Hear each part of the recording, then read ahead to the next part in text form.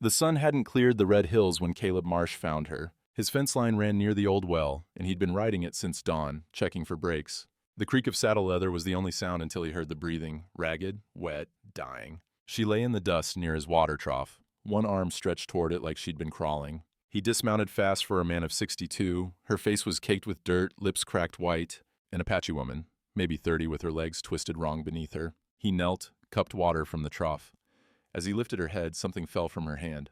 A packet wrapped in oilcloth, waxy under his fingers. It smelled like cedar and old leather, the kind surveyors use to keep their papers dry. Inside, a deed, faded ink. Names he recognized. Then he saw the banker's name on a second paper, dated 3 months back. Same land? He carried her the half-mile to his cabin.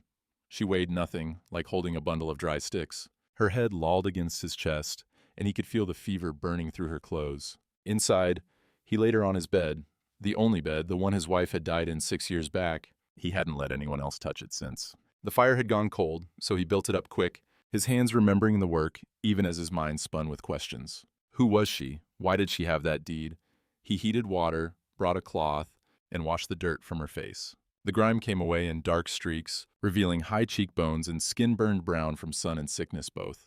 On her left wrist, he saw marks, carved symbols, Apache from the look of them. Not tattoos, carved like someone had taken a knife to her when she was young. Her eyes moved beneath the lids, dreaming or remembering. Her lips moved. He leaned close. "Father," she whispered.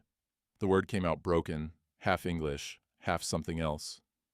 Stakes, red clay. Drummond killed him. Caleb went still. Drummond.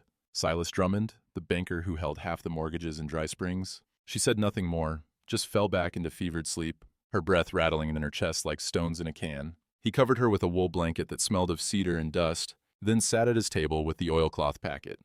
The lamplight caught the edges of the papers inside. His hands, scarred from 62 years of living, shook a little as he unfolded them.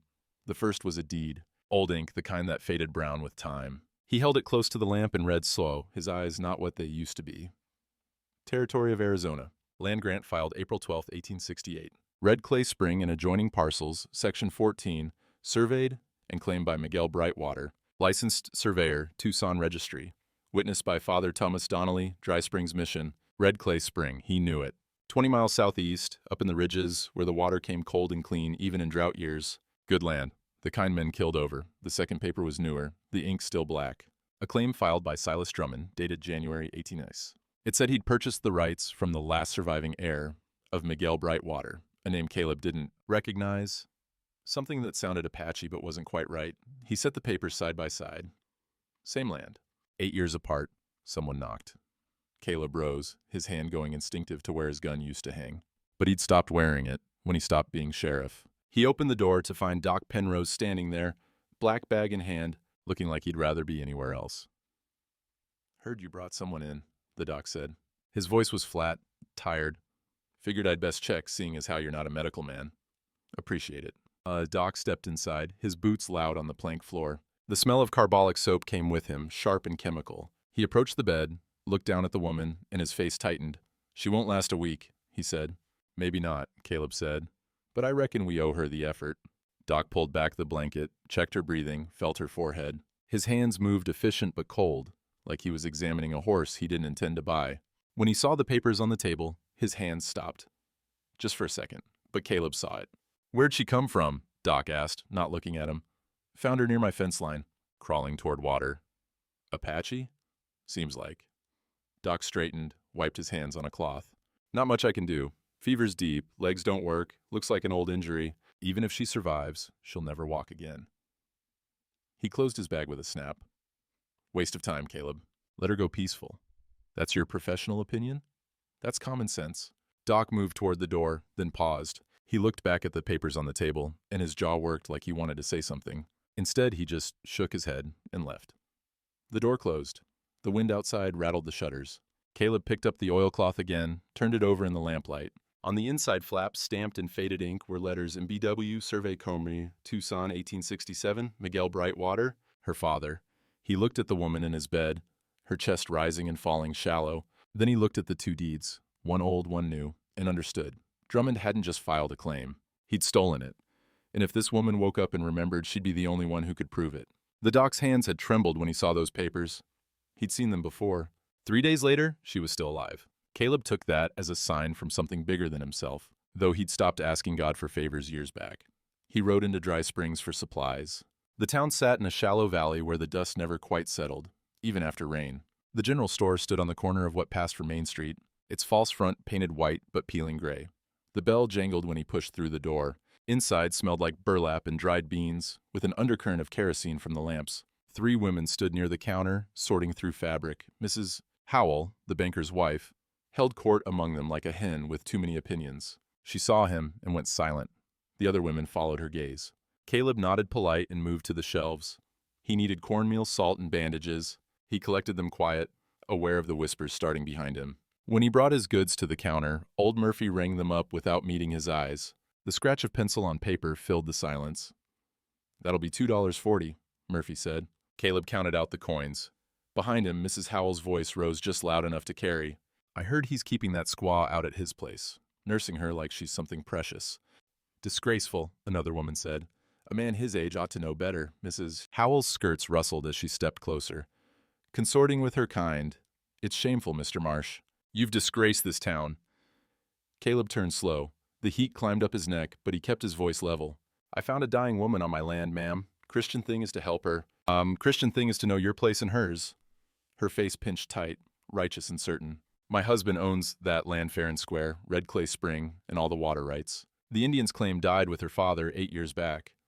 The words hit like cold water. She knew about the deed, which meant Drummond knew. "Is that right?" Caleb said. "That's legal fact." She lifted her chin. "You're wasting time on a lost cause and dragging your reputation through the mud while you do it." He picked up his parcels. "Appreciate your concern, Mrs. Howell. I'll be sure to tell the lady how worried you are about her." The sarcasm was lost on her, but Murphy's mouth twitched at the corner. Outside, the sun felt like it was trying to burn the world clean. Caleb loaded his supplies and rode straight to the bank. The bank sat across from the church, 2-story brick with windows that watched the street like narrow eyes. Inside, it was cool and dim, smelling of paper dust and furniture oil. A young clerk sat at a desk, scratching entries into a ledger with ink-stained fingers. "Help you, Mr. Marsh." "Need to see Drummond." "He's in a meeting. I'll wait." The clerk looked nervous but nodded toward the chairs. Caleb sat, hat on his knee. The clock on the wall ticked loud, counting seconds like it was keeping score. 10 minutes passed before the office door opened. Silas Drummond stepped out, younger than Caleb by 15 years but already running to fat around the middle. He wore a suit that probably cost more than most men made in a month. His smile was professional, empty. "Caleb, didn't expect to see you here. Got some questions about a land claim." Drummond's smile didn't change, but something shifted behind his eyes. "Come on in." The office smelled like leather and cigar smoke. A heavy desk dominated the room, papers stacked neat, everything in its place. Drummond closed the door and gestured to a chair, but Caleb stayed standing. "I'll make this quick," Caleb said. "Found a woman on my land. She's got a deed for Red Clay Spring, filed in '68, says her father was the surveyor, Miguel Brightwater." Drummond moved to his desk, pulled out a folder like he'd been expecting this. "Yes, I'm familiar. Tragic case. He was killed in an Apache raid that summer. No surviving heirs filed a counterclaim within the legal window. She's his daughter. So she says." Drummond opened the folder, spread papers across the desk. "But I have documentation showing I purchased the rights from the actual heir, a cousin, also Apache, who had proper tribal verification. All legal, all witnessed, all filed with the territorial office this past January." Caleb looked at the papers. They were impressive. Official seals, signatures, the kind of documentation that would stand up in any court. Too impressive. Too perfect. "I'd like to spare you trouble, Caleb." Drummond reached into his desk drawer, pulled out a stack of bills. $200. That's more than fair compensation for your charity work. Take it. Let me handle the woman's relocation to the mission. Everyone benefits." And the money sat on the desk between them. "More than most men saw in 6 months. She ain't for sale," Caleb said. Drummond's hand, reaching to push the money closer, trembled, just for a second. Then he pulled it back, and the smile returned. Colder now. "Then let me be clear about something." He tapped the papers on his desk. "She can't testify in territorial court. Apache blood makes her testimony inadmissible under federal law. And even if she could, she'd have to prove those boundary markers still exist, which means walking 20 miles to Red Clay Spring and back." He leaned forward. "Can she walk, Caleb?" The question hung in the air like smoke. "Didn't think so." Drummond gathered his papers, slid them back into the folder with a finality that sounded like a cell door closing. You're a good man with a soft heart, but the law isn't soft, and neither is this territory. Take my advice, take the money, and let this go before someone gets hurt. That a threat? That's reality. Caleb turned for the door, then stopped. Your hand was shaking when you touched that deed. Drummond's face went smooth as Riverstone. Palsy runs in my family. Good day, Mr. Marshbaugh. Outside, the heat hit him like a fist. The street was busy with afternoon traffic. Wagons rolling, horses tied to posts, people moving through their lives without knowing the ground was shifting under everything. He'd come looking for answers and found a locked door. Worse, he'd found a door someone was willing to kill to keep locked. She woke on the 4th day. Caleb was at the table sharpening his knife when he heard her voice, rough as gravel. Water. He brought her a tin cup, helped lift her head. She drank slow, her throat working like it hurt. When she finished, her eyes focused on him for the first time. Dark brown, clear now, taking his measure. Where am I? My cabin, 5 miles west of Dry Springs. She looked around, seeing the rough plank walls, the single window, the fire burning low. Her gaze caught on her own body, under the blanket, and something passed across her face. Memory, maybe. Or pain older than the fever. My legs don't work. Old injury from the look of it. She closed her eyes. The fall, last summer. You got a name? Aida? She touched her chest, then gestured toward him. A question. Caleb Marsh.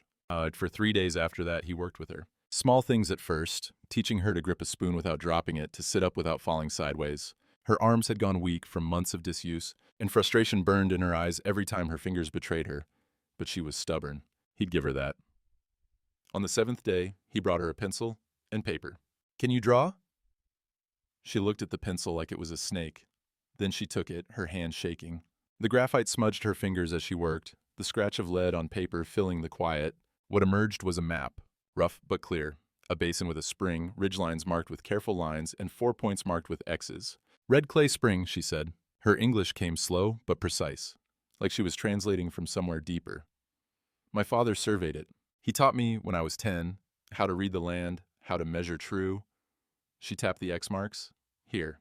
He carved the boundary symbols in the rim rock, Apache markings in his initials so no one could say it was a mistake. Caleb studied the map. The detail was too specific to be memory alone. This was knowledge, the kind that lived in the hands as much as the head. You remember all this?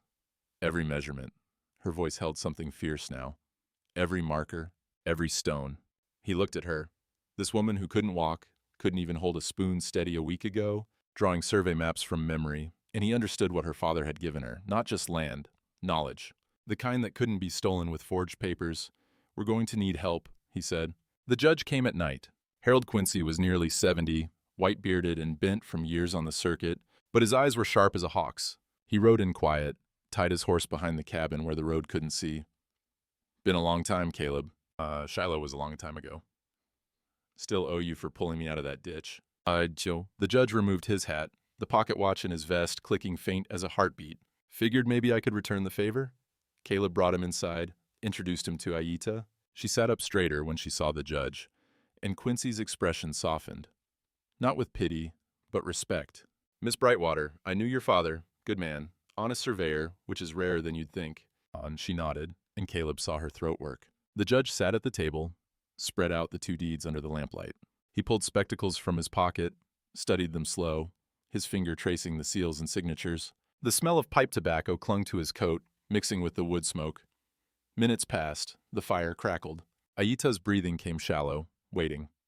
Finally, Quincy sat back. Your father's claim is legitimate. Filed proper in '68, witnessed by Father Donnelly, registered in Tucson. Takes precedence over any subsequent filing by 8 years. Hope flashed across Aida's face. But, the judge continued, and the hope dimmed, Drummond's got documentation that'll stand up in court. Forged, I'd wager, but good forgeries. Without physical proof that your father's boundaries exist, a territorial judge would rule for the newer claim. Possession and all that. The markers are there, Aida said, in the rim rock at Red Clay Spring. Then you'll need to reach them, or bring them to court. Quincy looked at her legs under the blanket, then at Caleb. Can she travel? 20 miles on horseback? Caleb shook his head. Not without killing her. Then we've got a problem. The judge folded the deeds carefully. There's one other angle. The Territorial Surveyor's Registry in Tucson. keeps original filings. If your deed matches their records and Drummond's doesn't, his claim collapses. But that's a week's ride, and he'll know the moment I request it. How long before he can finalize the claim? Caleb asked. 60 days from filing, which means, Quincy calculated, late March, 2 months. Aida's hand gripped the edge of the table, her knuckles white. I can't walk to the spring, but I can tell you exactly where to look. The judge and Caleb exchanged glances. It's a start, Quincy said. Not much of one, but a start. He stood, put his hat back on. I'll make inquiries in Tucson, quiet-like, but you need to understand, if Drummond knows she's alive and talking, he won't wait for the courts to settle it. After the judge left, Caleb sat with Aida in the firelight. She stared at her map, at the 4 X marks that held everything. I can see it in my mind, she said quietly. Every stone, every mark, but my legs won't take me there. Outside, a coyote called in the distance, and the wind carried the smell of dust and distance. Father Donnelly arrived at dusk. Caleb saw him coming from a distance, a dark figure on a gray horse, moving slow like a man carrying weight he couldn't set down. The priest was 50-some, Irish by birth, with a face that had seen too much sun and not enough forgiveness. He dismounted outside the cabin, stood there holding the reins like he wasn't sure he had the right to knock. Caleb opened the door before he could decide. Father, Mr. Marsh. The priest's voice was quiet, roughed by years of desert wind. I heard you've been caring for Miguel Brightwater's daughter. She's inside. Donnelly nodded, but didn't move. The smell of horses and wool came off him, mixed with something else. Sweat, the kind that came from fear, not heat. I need to speak with her, he said. And with you, about something I should have said 8 years ago. Inside, Aida sat by the fire, wrapped in a blanket. She looked up when the priest entered and her eyes went wide. You, she said. The word held recognition and something darker. You remember me. Donnelly removed his hat, held it in both hands like a shield. I was younger then. You were just a girl. You buried my father. Silence filled the cabin like smoke. The fire crackled, logs shifting. I did, Donnelly said, in the mission cemetery. I said the words over him, committed his soul to God's mercy. He paused. But I didn't speak the truth about how he died. Caleb felt his jaw tighten. What truth? The priest moved to the table, sat heavy. His hands shook as he set his hat down. When he spoke, the words came like confession, like he'd been holding them so long they'd turned to stones. It was late summer, 68. Your father came to the mission, said he'd finished surveying the red clay claims. He was excited, said he'd marked the boundaries proper, carved them in stone so they'd last generations. Donnelly's voice cracked. He showed me the deed, had me witness it. That was the last time I saw him alive. Aida's breathing went shallow. Next day, they brought his body in. Said Apache raiders caught him out by the spring, but the priest looked at his hands. Drummond was there, at the scene. He's the one who brought the body in, told everyone what happened. You're saying Drummond killed him, Caleb said. I'm saying I saw Drummond's horse tied near the spring that morning. I'm saying the wounds didn't look like Apache work. I'd seen enough to know the difference. And I'm saying when I asked questions, Drummond offered to help the mission with a generous donation. Donnelly's face twisted. $500. More money than we'd seen in years. You took it, Aida said. Her voice was flat, dead. God forgive me, I did. And I stayed quiet. The priest looked at her, and tears tracked through the dust on his face. I've carried that sin for 8 years. Every Sunday I preach about truth and righteousness, and every Sunday I know I'm a liar and a coward. Why tell us now? Caleb asked. Because she's alive. Because if she dies without justice, I'll answer for 2 deaths, not 1. Donnelly stood, put his hat back on. And because Drummond's men were in town today, asking questions. They know she's here. They know about the deed. The words hung in the air like gun smoke. How long do we have? Caleb said. I don't know, but if I were you, I'd sleep light. After the priest left, Aida sat staring at the fire. Caleb saw her hands gripping the blanket, knuckles white. He should have spoken, she said quietly. He should have, but he's speaking now. 8 years too late. Caleb had no answer for that. He woke to the smell of kerosene. The scent cut through sleep like a blade, sharp and wrong. Caleb's eyes opened in darkness, his hand already reaching for the rifle beside his bed before his mind fully caught up. Then he heard them outside. Boots on hardpack, the splash of liquid against wood. Aida. He crossed the room in 3 steps, scooped her from her pallet. She came awake gasping, confused. What? Quiet. The back door. He kicked it open, carried her into the night. Behind them, glass shattered. Orange light bloomed in the windows, hungry and fast. The root cellar sat 50 yards from the cabin, half buried in the hillside. Caleb ran for it. Aida clutched against his chest. She weighed nothing but slowed him anyway, his old legs protesting, his breath coming hard. Gunfire cracked the night. The bullet hit dirt 3 feet to his left. He threw himself forward, rolled, hit the cellar door with his shoulder. It gave way, and they tumbled down into darkness that smelled of earth and potatoes and damp stone. Above them, voices shouted. Boots pounded. Another gunshot, this one hitting the cellar door, splinters raining down. Caleb pulled Aida deeper into the darkness, behind the potato sacks, into the corner where the earth was cool and solid. Her heart hammered against his ribs. Or maybe that was his own heart. He couldn't tell anymore. They waited. The fire roared now, loud enough to hear even underground. Through the gaps in the cellar door, he could see the glow painting the night orange. Smoke crept down into their hiding place, making his eyes water. "Stay quiet," he whispered. She nodded against his shoulder. Time crawled. The voices above them moved around, searching. Once, someone kicked the cellar door, and Caleb's hand tightened on the rifle he'd managed to grab. But they didn't come down. Maybe they thought the cellar was empty. Maybe they thought anyone inside had already burned. Eventually, the voices faded. Horses moved away into the night, hoofbeats getting smaller and smaller until there was nothing but the crackle of fire eating everything, Caleb owned. They stayed in the cellar until dawn, painted the sky gray through the door cracks. When Caleb finally climbed out, Aida wrapped in his coat on his back, the cabin was gone. Just smoking timbers and ash still glowing in places like the earth's bones showing through, and nailed to the one fence post still standing, a paper fluttered in the morning wind. He walked over, pulled it down. Official territorial letterhead, Drummond's bank seal. Notice of foreclosure. Property sold at public auction 60 days from date. Occupants to vacate immediately or face removal by territorial marshal. Dated 2 days ago, before the fire. Aida read it over his shoulder. Her voice came out small. They burned us out and made it legal. Caleb folded the paper, tucked it in his pocket. Around them, everything he'd built in 30 years was ash. The bed his wife died in. The table they'd shared meals at, the walls that had kept the wind out, gone. 60 days, he said. In the distance, smoke from his cabin rose straight up into the morning sky, a signal anyone could read for miles. Murphy at the general store let them camp in his barn. It wasn't much. Hay and horse smell, drafts through the slats, but it kept the rain off.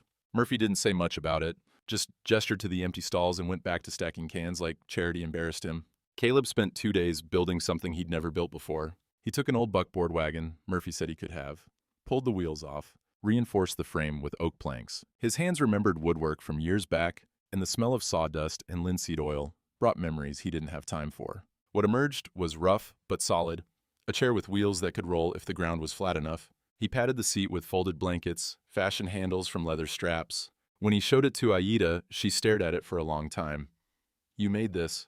Figured if I couldn't bring you to the world, maybe I could bring the world to you a little easier." She touched the wheels, ran her fingers along the wood grain. Then she looked up at him, and her eyes were wet. "Help me," she said. He lifted her into the chair.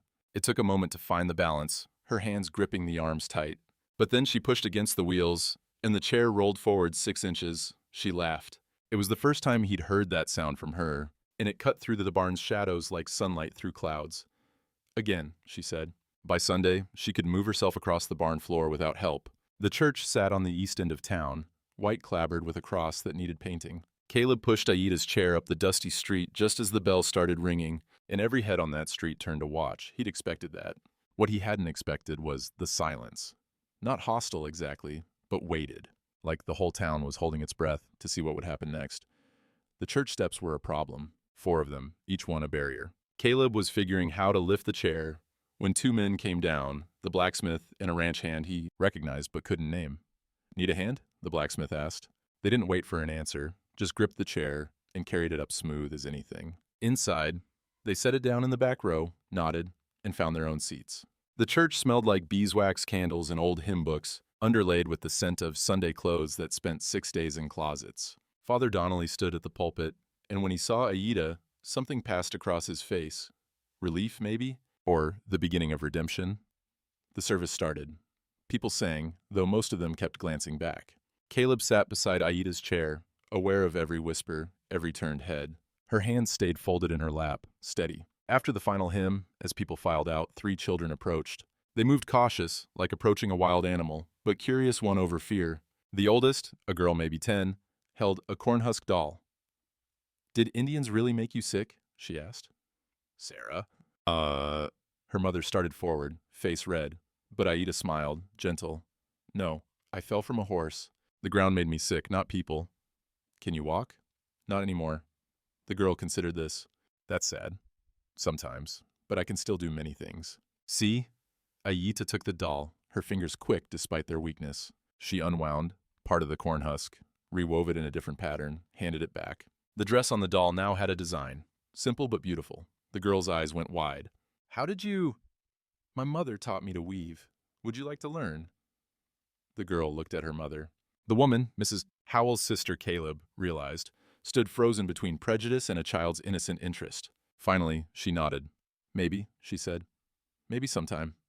It wasn't much, but it was something. Outside, in the bright noon sun, Mrs. Howell herself stood by her carriage. She watched Aida with an expression Caleb couldn't read. Then she walked over, slow, like every step cost her something. My daughter, she said, not looking at Aida, looking past her. She's been asking about weaving, about patterns. I could teach her, Aida said quietly. Mrs. Howell's mouth tightened. For a moment, Caleb thought she'd refuse. Then she nodded once, sharp, and walked away. As they rolled back through town, Aida said, That was harder for her than the fire was for us. How do you figure? Pride burns slower than wood, but it burns just as sure. That afternoon in Murphy's barn, Caleb brought out the instrument he'd bought from the pawn shop for $8, money he didn't have, but spent anyway. The theodolite sat in its wooden case, brass and glass catching the light through the slats. It looked old but well kept, the kind of tool a careful man would maintain. Your father's? He asked. Aida's breath caught. She reached out, touched the brass with fingertips that trembled. Yes. He sold it before he died, needed money for... She stopped. I thought it was gone forever. Can you teach me to use it? She looked up at him, surprised. Why? Because if we can't bring you to those boundary markers, maybe we can prove they exist another way. If I can learn to survey like your father did, maybe I can verify the measurements. Make the court believe you're 62 years old and you're paralyzed. Seems like we're both doing things people say we can't. She laughed again, that sound that was starting to feel like hope. All right, but I'm not an easy teacher. And good, I'm not an easy student. And they spent the rest of the daylight with the theodolite set up in the barn's open door. Aida directed him through the basics. How to level the instrument, how to sight through the telescope, how to read the angles marked on the brass circle. His hands were clumsy at first, too used to rough work, axes and hammers and leather reins. The delicate adjustments frustrated him. Slower, Aida said. Don't force it. Let the instrument show you what's true. He tried again. This time the bubble found center, the crosshairs aligned. There, she said. Now read the angle. He squinted at the markings. 43 degrees, near as I can tell. 43 degrees. 12 minutes. The small marks matter. They worked until the light failed. His back ached from bending, his eyes hurt from squinting, but something in him felt alive, in a way it hadn't in years, learning, growing, becoming useful in a new way. As he packed the instrument back in its case, Aida said, My father carved the boundary marks on all four corners, but he did something else too. And what? Under each cedar stake, he carved his initials and the date in the rock itself. He said, Wood can rot, but stone remembers. She looked at him. If we can't bring me to the boundaries, and you can't survey all four corners alone, maybe we only need to bring one stone to court. Proof that can't be forged. Caleb closed the case, the brass latches clicking shut. Outside, the sun was setting, painting the barn's interior with gold light and long shadows. How far to the nearest corner? 20 miles. Red Clay Spring itself. 20 miles. Through territory Drummond's men probably watched. To dig up a stone that might or might not still be there, buried under 8 years of dirt and weather. When? He asked. Soon, before he realizes what we're planning. The smell of hay and horses filled the silence between them. Somewhere in town a dog barked, life moving on like the world wasn't tilting. Caleb heard about the meeting from Murphy. The storekeeper came to the barn at midday, wiping flour dust from his hands. Drummond's called a town assembly, tonight at the church. What for? Murphy looked uncomfortable. He's saying you've gone soft in the head, that the woman's manipulating you somehow. He paused. Thought you should know. By sunset, it seemed like half of Dry Springs had crowded into the church. Caleb stood at the back with Aida in her wheeled chair, watching men file in who hadn't seen the inside of a church since last Christmas.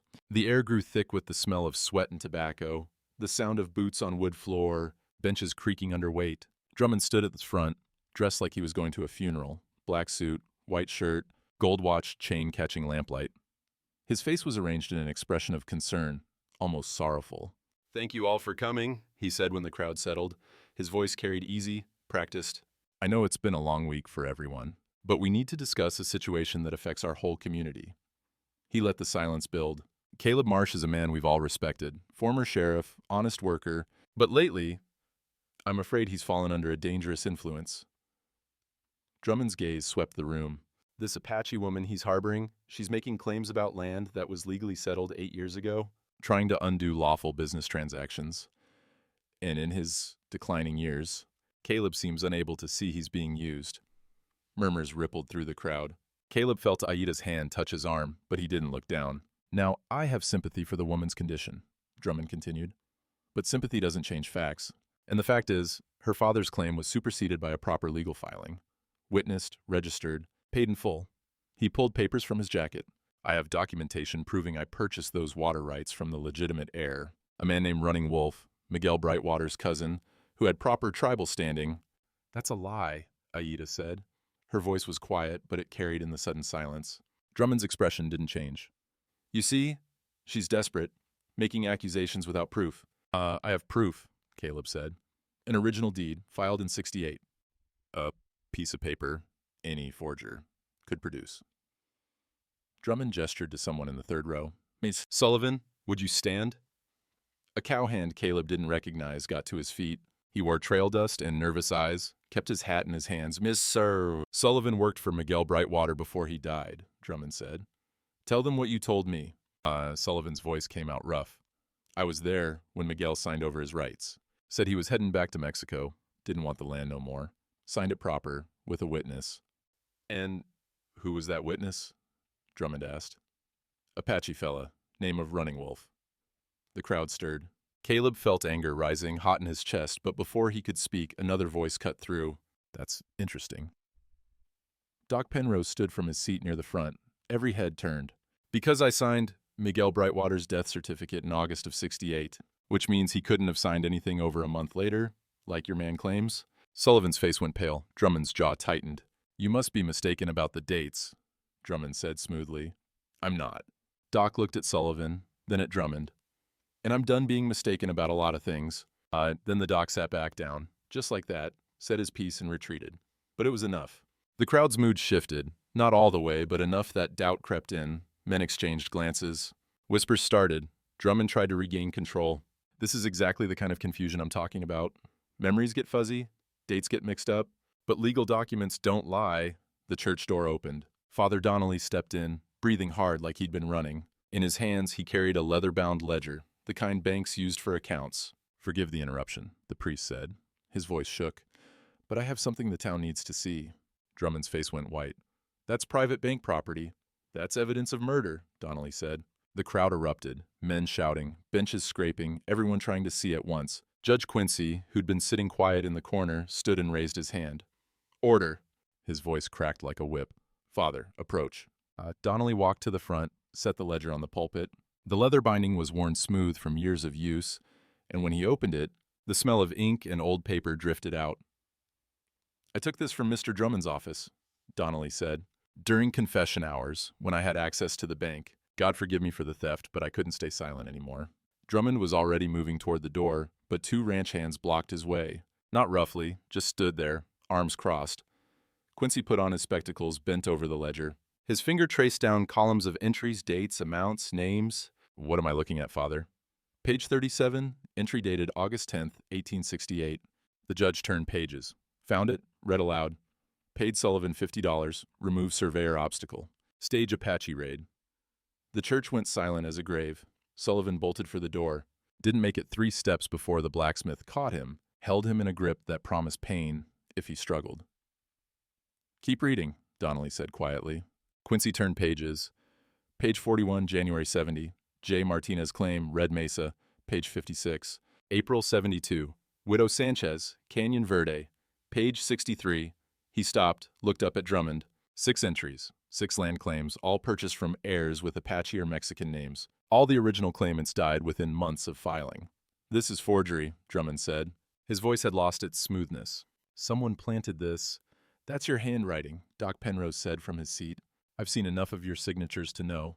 The crowd pressed closer now, and Caleb saw something shift in their faces, not just doubt anymore, anger. The slow-burning kind that came when people realized they'd been fooled. Judge Quincy closed the ledger with a sound like a cell door shutting. Silas Drummond, I'm placing you under citizen's arrest pending territorial investigation. The charges are fraud, conspiracy to commit murder, and theft of federal lands.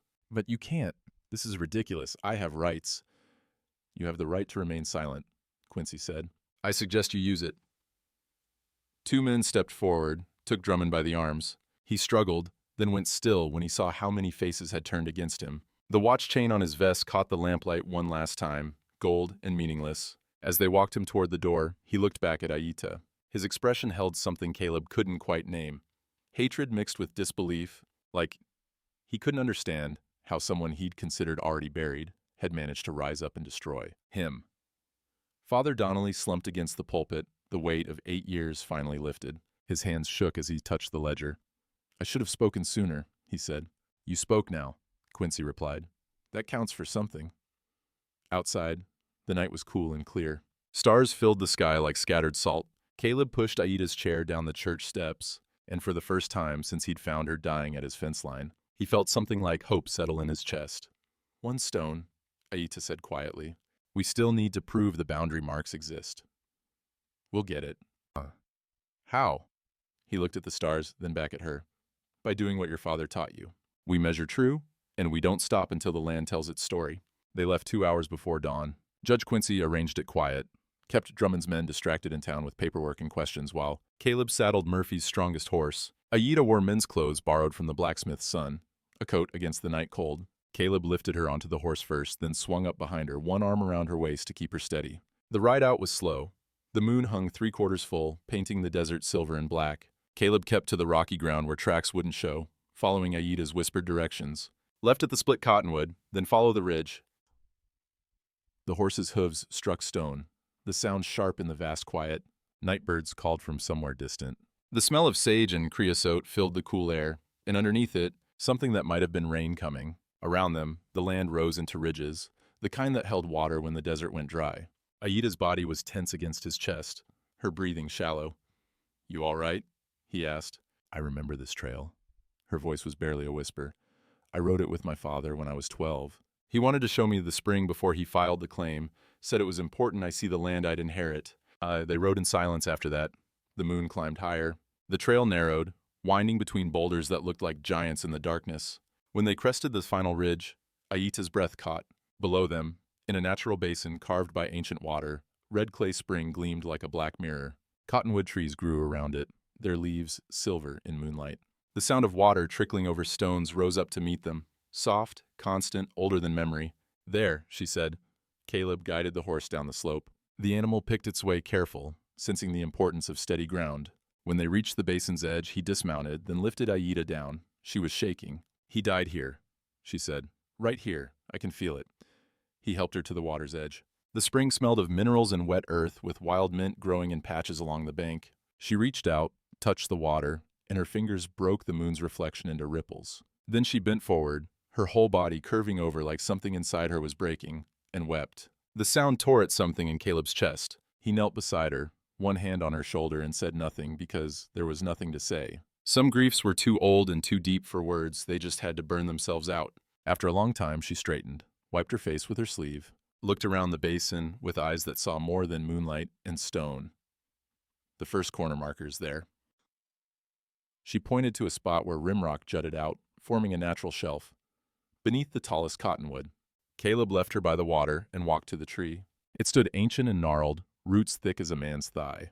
At its base, almost hidden by fallen leaves and years of dirt, he saw what he'd come for. A cedar post, weathered gray, about as thick as his wrist and standing 2 feet high. The wood was old but solid, desert preserved. He touched it, and the bark was rough under his fingers.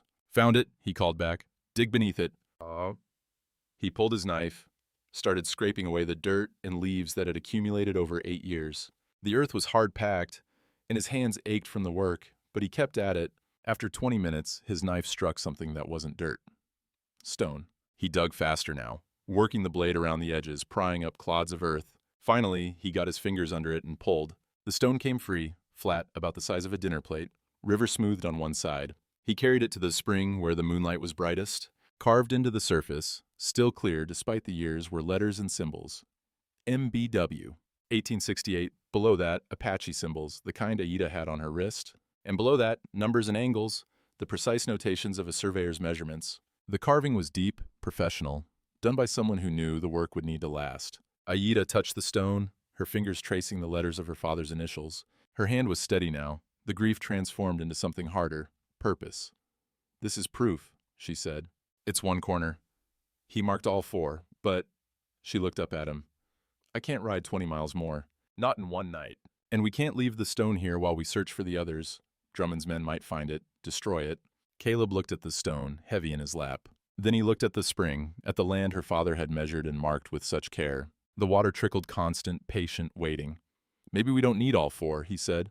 "This stone shows your father's work. The initials match the deed. The date proves he was here when he said he was. And those survey marks?" He pointed to the numbers. "Those can be verified against his original filing in Tucson. Will it be enough? It'll have to be." He wrapped the stone in his coat, tied it secure. The sky was starting to pale in the east. Not dawn yet, but its promise.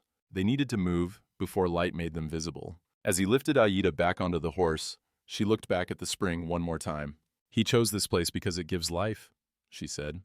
"Water in the desert. He wanted it protected, used for good." Her voice hardened. "Drummond wanted it for profit, to control who drinks and who thirsts. We're going to make sure your father's wish wins." They rode back as the eastern sky turned from black to gray to gold. Behind them, Red Clay Spring kept flowing, the way it had for 1,000 years, the way it would for 1,000 more. By the time they reached town, the stone was warm against Caleb's back, carrying the weight of truth carved too deep to erase. Judge Quincy held the hearing in the church. It was the only building in town big enough, and the symbolism wasn't lost on anybody. Justice and judgment, under the same roof. They set up a table at the front where the pulpit usually stood. The judge sat behind it, his gavel resting on the worn wood. To his right, a clerk from the land office sat ready to record everything.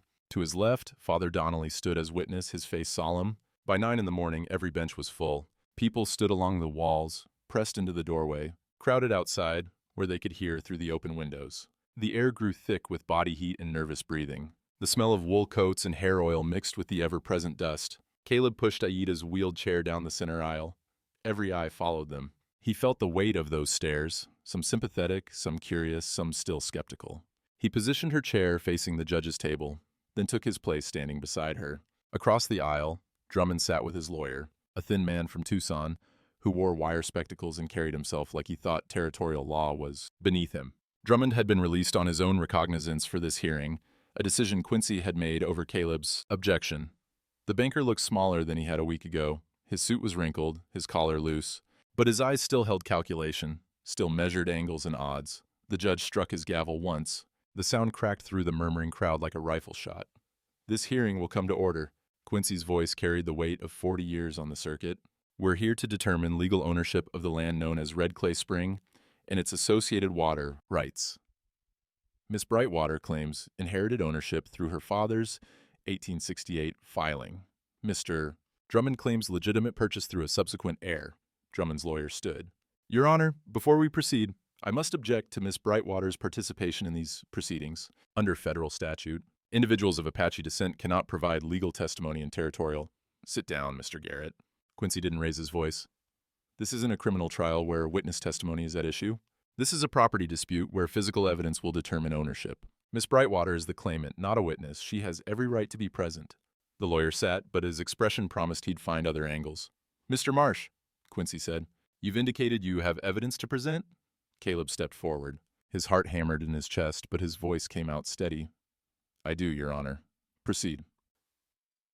He walked to the judge's table, aware of every creak in the floorboards, every breath held in the crowd. From his coat, he pulled the oilcloth packet, the same one Aida had been clutching when he found her. "This is the original deed filed by Miguel Brightwater in April of 1868. He unfolded it carefully. The paper was yellowed but intact, the ink faded to brown but still legible. The judge took it, held it to the light streaming through the windows. His fingers traced the territorial seal, the witness signatures. He brought it close to his face, inhaled. "Cedar," he said quietly. "Sir?" "This packet smells of cedar. That's how surveyors protected their papers in those days. Cedar chips in the oilcloth kept the moisture out and the insects away. He looked at Drummond's lawyer. You can forge ink and signatures, Mr. Garrett, but you can't forge 8 years of cedar preservation. The lawyer's mouth opened, then closed. Caleb continued, I also have confirmation from the Tucson Territorial Registry. He handed over a letter, official paper with the land office seal. Miguel Brightwater's filing is on record, dated April 12, 1868. Mr. Drummond's filing from January of this year shows no corresponding purchase agreement, no transfer of rights, no documentation of the supposed heir. That's because the records in Tucson are incomplete, Drummond's lawyer said quickly. Many transactions from that period were lost in the fires of 73. The fire was in 71, Father Donnelly said from his position by the wall. And it didn't reach the land office. The lawyer's face reddened. Continue, Mr. Marsh, Quincy said. This was it. The moment everything balanced on. Caleb reached into the satchel at his feet and pulled out the stone. He set it on the table with a sound like a judge's gavel, solid and final. The crowd pressed forward, trying to see. This stone was buried beneath a cedar boundary stake at Red Clay Spring, exactly where Miss Brightwater's memory said it would be. He turned it so the carving faced the judge. Miguel Brightwater's initials, the date, 1868, and beneath that, survey measurements and Apache boundary symbols. Quincy leaned close, studying the markings. He pulled a magnifying glass from his pocket, examined every carved line. The silence in the church was so complete that Caleb could hear the wind outside, hear the scrape of the judge's finger on stone. These survey notations, Quincy said slowly. They match the filing? Exactly, Your Honor. Caleb pulled out the theodolite, set it on the table beside the stone. The brass caught the light, and several people in the crowd murmured recognition. This was Miguel Brightwater's instrument. The measurements on that stone were made with this tool, using the same techniques surveyors use today. The angles, the distances, they all verify. This isn't a symbol carved by someone who wanted to mark territory. This is professional survey work, done by a licensed man who knew his craft. Drummond's lawyer stood again, desperate now. Your Honor, one stone proves nothing. There could be a dozen explanations. Be silent, Mr. Garrett. The judge's voice was quiet, but absolute. He looked at Drummond. Do you have any physical evidence to support your claim? Any documentation beyond the purchase agreement you filed? Drummond's mouth worked. His hands gripped the edge of the table. The heir I purchased from Running Wolf. He's returned to his tribe in the north. I can't produce him on short notice. Because he doesn't exist, Doc Penrose said. Every head turned. The doctor stood from his seat near the back, his black bag in his hand. He walked forward slowly, his footsteps loud in the silence. I need to say something, Doc said. Something I should have said 8 years ago. Doc, don't... Drummond started to rise. I falsified Miguel Brightwater's death certificate. The words came out flat, factual. Summer of '68. Drummond paid me $20 to list the cause of death as injuries sustained in Apache raid. The actual wounds didn't match. I knew it. I took the money anyway. The crowd erupted. Shouts, gasps, the scrape of benches as people stood. Quincy struck his gavel 3 times before order returned. Are you confessing to conspiracy? The judge asked. I'm confessing to cowardice. Doc looked at Aita. Your father was a good man. He deserved better than what we gave him. You deserve better than what we gave you. Drummond was on his feet now, backing toward the door. This is insanity. These people are conspiring against me. I have rights. You have the right to remain silent until your trial. Quincy stood, his voice ringing with authority. Silas Drummond, I'm hereby ruling that your claim to Red Clay Spring is fraudulent. The land reverts to its rightful owner, Aida Brightwater, sole heir of Miguel Brightwater's 1868 filing. The gavel came down. The sound echoed through the church like a bell. Drummond stood frozen, his face white as January snow. Then he turned and ran for the door. He made it 3 steps before the blacksmith and 2 ranch hands blocked his path. They didn't touch him, just stood there, arms crossed, and the look on their faces said they'd waited 8 years for this moment. The judge continued, his voice cutting through the noise. Furthermore, Mr. Drummond, you will stand trial for conspiracy to commit murder, fraud, and theft of federal lands. Bail is denied. Remand him to the territorial marshal when he arrives next week. Men moved forward to take Drummond's arms. As they led him out, he looked back at Aida one last time. The expression on his face wasn't anger anymore. It was disbelief, pure and complete. Like he couldn't understand how the world had turned so completely against him. The door closed behind him with a finality that needed no gavel. Caleb looked at Aida. Tears tracked down her face, but she was smiling. Her hand reached up, found his, gripped it tight. Your father's land, he said quietly. Our land, she corrected. You saved it as much as he marked it. Outside, people were already talking, the story spreading like wildfire through dry grass. Inside, Judge Quincy gathered his papers, and Father Donnelly blessed the outcome with a quiet prayer. The sun through the church windows painted everything gold: the stone on the table, the deed, the theodolite, and the woman in the wheeled chair who had won what everyone said couldn't be won. Justice. Slow as desert rain, but just as sure. The territorial marshal arrived 3 days later with 2 deputies and a warrant that listed 17 charges. Drummond's trial was held in Tucson, but Judge Quincy rode down for the sentencing and brought word back: 15 years in Yuma Territorial Prison. Full restitution to all families defrauded, including the estates of 6 dead claimants. Forfeiture of all assets: the bank, his house, even the gold watch chain that had caught light, like it meant something. Caleb heard the news in Murphy's store. He was buying nails, planning to rebuild his cabin now that the land was secure, when the judge rode up and delivered the verdict to the crowd that gathered. "What about the others?" someone asked. "The families he stole from?" Quincy pulled a paper from his saddlebag. "The territorial governor ordered a full audit. 6 families are getting their land back. The widow Sanchez, the Martinez heirs, 4 others whose names were erased from the record." He looked at the crowd. Miss Brightwater's case broke it open. Without her, they'd still be forgotten. That night, one by one, people came to Murphy's barn, where Aida stayed. They brought food, blankets, money they could barely spare. The Martinez daughter, a woman near 50, knelt by Aida's chair and wept. "My father," she said in Spanish, then switched to broken English. "He died thinking he failed us, thinking he lost our land to his own foolishness. But it was stolen. You proved it was stolen." Aida took the woman's hands. "Your father didn't fail. The system failed him. But the land remembers truth, and now his name is clear." Mrs. Howell came too, though it clearly cost her something fierce. She stood in the barn doorway, straight-backed and proud even in her shame. "I spoke poorly of you," she said. No apology in her voice, just fact. "I believed my husband because believing him was easier than seeing what he was. He fooled many people," Aida said quietly. "He fooled me for 23 years. Mrs. Howell's hands twisted in her skirt. "I'm leaving Dry Springs, going back east to my sister's. But before I go, I wanted you to know my daughter still wants to learn weaving. I told her she could write to you if you're willing." "I'm willing." The woman nodded once, sharp, and left. But at the door, she paused. "You're stronger than me," she said without turning around. "You lost more, and you're still here, still standing, even from that chair." After she was gone, Aida sat quiet for a long time. Finally, she said, "Standing isn't about legs. It's about refusing to fall inside where no one can see." The next morning, Doc Penrose came by. He looked like he'd aged 10 years in the past week. His black bag hung heavy in his hand. "I'm resigning," he said. "Told the town council this morning. I'll stay until they find a replacement, but I can't keep pretending I deserve the trust these people give me." "You spoke the truth when it mattered," Caleb said. $20. Doc's voice was bitter. "That's what I sold my soul for. $20 and 8 years of sleeping poorly." "What will you do?" Aida asked. "I don't know yet. Maybe go north. Start over somewhere nobody knows my name." He set his bag down, pulled out a small bottle. "This is willow bark extract for the pain in your legs. Take it twice daily. And..." He hesitated. "There's a doctor in Santa Fe doing experimental work with water therapy.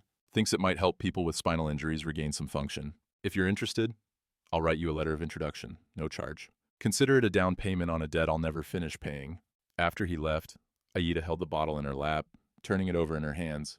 "He's trying." That's more than most do," Caleb said. 6 months later, Red Clay Spring looked different. Caleb had built a small structure near the water, not quite a house, not quite a clinic, something in between.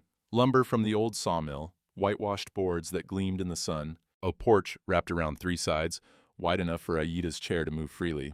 Inside, she'd set up 2 rooms, one for weaving, looms and threads, and half-finished blankets that visitors could buy. The other for healing, not medicine exactly, but the kind of care that water and patience and listening could provide. The first patients were children. A boy with a twisted foot his parents had given up on, a girl with scarring from a burn. Aida taught them to sit in the spring water, to move slowly, to let the cold work into their muscles. She hummed old Apache songs while they soaked, and somehow that made the healing feel like more than just water. Word spread the way it does in sparse country, slow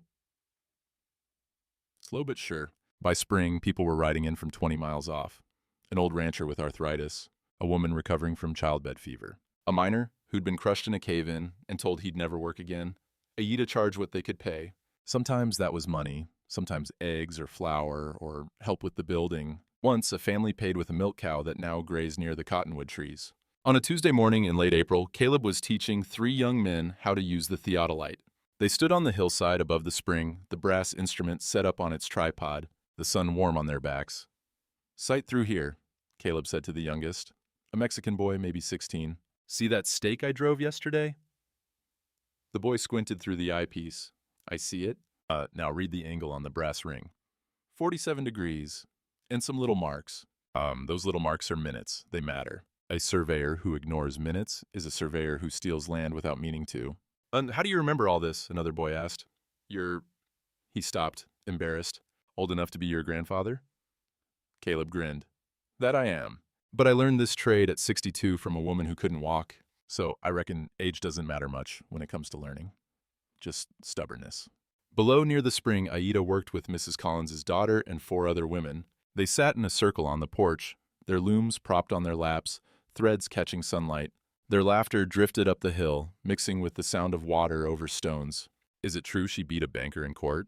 the youngest boy asked. "She beat a thief who pretended to be a banker. There's a difference. My father says you carried her 20 miles on horseback to find that stone." "Your father's got a loose tongue and a poor understanding of distance. It was 10 miles, and the horse did most of the carrying." The boys laughed. Caleb adjusted the theodolite, showed them how to compensate for the sun's angle. "Here's what matters," he said. "Miss Brightwater's father taught her that land doesn't lie. It just is. And if you measure it honest, if you mark it true, then truth stays marked, even when liars try to erase it." He looked at each of them. "You boys learn surveying from me. You're learning more than angles and stakes. You're learning that the work you do today will still be standing 50 years from now. So do it right." They worked until noon, when the sun got too high for good sighting. Then they walked down to the spring, where Aita had set out bread and cheese and cold spring water. The women had finished their morning weaving and were comparing patterns. One blanket showed the desert and sunset colors. Another showed the spring itself, blue and green with silver threads for water. "This is beautiful," Caleb said, touching the spring blanket. "It's for Father Donnelly," Aita said. "He's been coming once a week to help with the building. Won't take payment, so I'm making this instead." He's still trying to make up for what he didn't say. We're all trying to make up for something. She looked around at the spring, the buildings, the people gathered. "But maybe this is how we do it.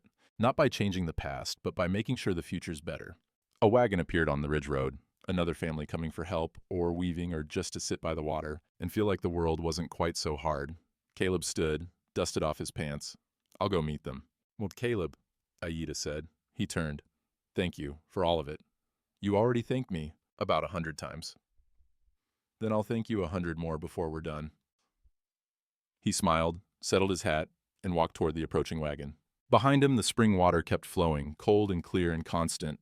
Around him, the land his wife had once said was too harsh for gentleness had somehow become exactly that, gentle. A place where broken things came to remember they could still work, where stolen things got returned, where water meant life, and life meant more than just breathing. The desert wind blew warm across the basin, carrying voices and laughter and the sound of looms working. Some folks would say this was just another story about right winning over wrong, but it wasn't that simple. It was about refusing to quit when everything said you should, about learning new tricks when you thought you were too old, about measuring truth in a world that preferred convenient lies. And it was about water, that most precious thing in a dry land, finally flowing to everyone who needed it, the way it was always meant to. Now, I reckon there's folks who'd say this is just another story about right winning over wrong. But if you've lived as long as I have, you know it's never that simple. See, Caleb Marsh didn't ride in like some hero from a dime novel. He was just a tired man who couldn't sleep knowing someone was dying alone on land that remembered her name better than the town did. And Aida, she didn't get a miracle cure. Her legs never worked the way they used to. But she learned something her father knew all along. Strength isn't just about standing up. Sometimes it's about holding your ground when the whole world says you've got no right to the dirt under your wheels. The land doesn't forget. That's what Miguel Brightwater carved in stone. And that's what his daughter proved. You can forge papers and buy judges and burn cabins to the ground, but truth carved deep enough stays true. And water, well, water's got a memory longer than any deed or any lie. These days, if you ride out to Red Clay Spring, you'll see children splashing in that cold water while their grandmothers weave under cottonwood shade. You'll hear young men learning to measure honest, being taught by an old sheriff who figured out at 62 that it's never too late to learn something worth knowing. And if the wind's blowing just right through those cedars, some folks swear they can hear voices. An old surveyor's laugh mixed with his daughter's songs, reminding everyone that the best things we build aren't made of wood or stone. They're made of stubborn refusal to let wrong stay wrong, and the kind of mercy that says, you matter, even when nobody else seems to think so. Water keeps flowing. Truth keeps standing. And somewhere I imagine a father looks down at that spring and smiles because his daughter did what he couldn't finish. She made the land tell its story.